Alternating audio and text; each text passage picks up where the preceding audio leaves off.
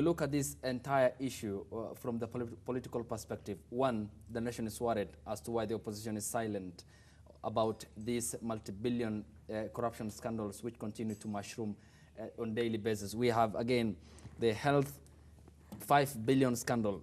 Ex-health principal secretary, Muraguri, 13 others accused of collusion in purchase of mobile clinics, is on spot. We have KPC again. Allow me to pose this to you even as we head towards the last couple of minutes. You look at what happened in 2015. What agencies did, according to the court, was not enough to prosecute the suspect, leading to the acquittal of the 23, including Peter Mangiti.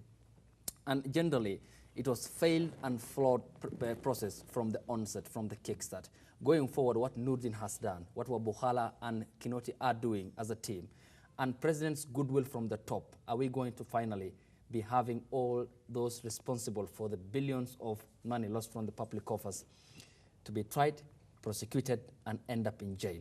Now, when it comes to corruption, we usually have a cry from the political side, a cry from the social groupings, and of course economic players. But you see, we are seeing a united front right now. The presidency, of course the opposition, and the multi-agency effect that has been conducted, they are working all together. However, you see, the question as to whether this political front will effectively bring about positive prosecution of these cases. My stand is this. You see, a court of law is not a court of social feelings, court of social emotions and outpour. A court of law is a court of evidence. And you remember very well, we discussed here, stating very well that if the prosecution does not have the required evidence, I mean, 3 years down the line, PS Lilian Amolo will walk free, Ndumbai will walk free, you know. So I think it's time that all these agencies, I mean, working together. Of course, it has been the wrong norm, these agencies failing to work together. And indeed, it's an awakening call to all Kenyans that for us to fight corruption, all agencies must come together to work in unison and achieve a common goal. So when it comes to the corruption aspect, really, there's something that needs to be done by the prosecution. You see, they may have, like Nudin Haji came out the other day and said, I have full support of the presidency, and that's why I'm not afraid to go for the big fish. However, yes, you are going for the big fish. Do you have concrete evidence, you know, both circumstantial and incriminating evidence that the prosecution can present before the magistrate to find these people really culpable for the offenses committed or the confessions that they are charged with? The united pact between Raila Odinga and the president, it's just to instill confidence to Kenyans. Really, that one has no impact whatsoever with the court system, because all we are seeing right now, at least, Uhuru and Raila have come together. The public is confident that indeed we've started fighting corruption from one end. However, court matters are different matters. Lawyers do their jobs. The prosecution needs to do its job.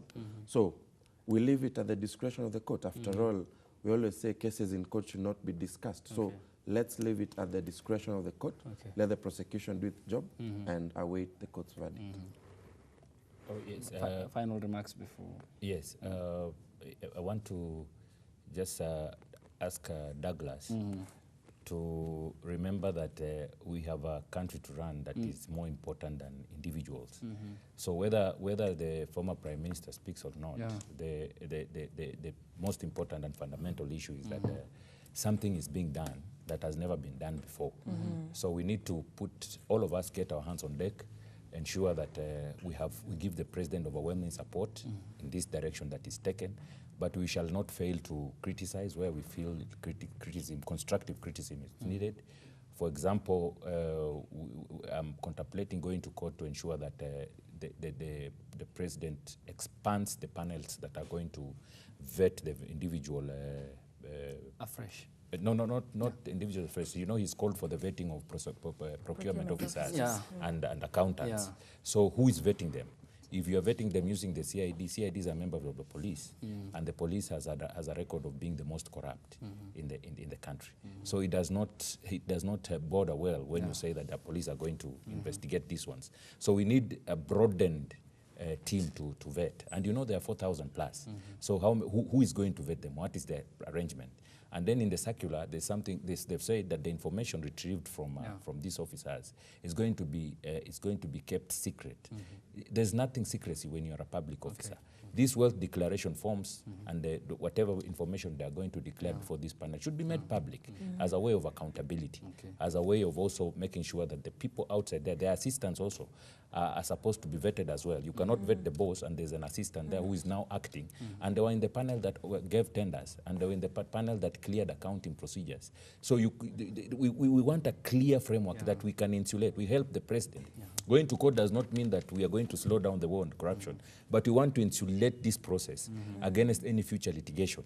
And even if somebody brings up litigation, we have enough ground to continue proceeding with this process, because it's a good process. The only things that some loose ends that need to be tied, and that is what we will be going to court to do.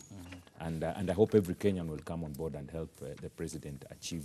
After all, the biggest beneficiaries of corruption-free countries are the people on the ground, and not the president. President can, his family has billions; they can still live with it, and be comfortable. So it is us who need Medicare, it's us who need education, it's us who need good roads, and it's us who need.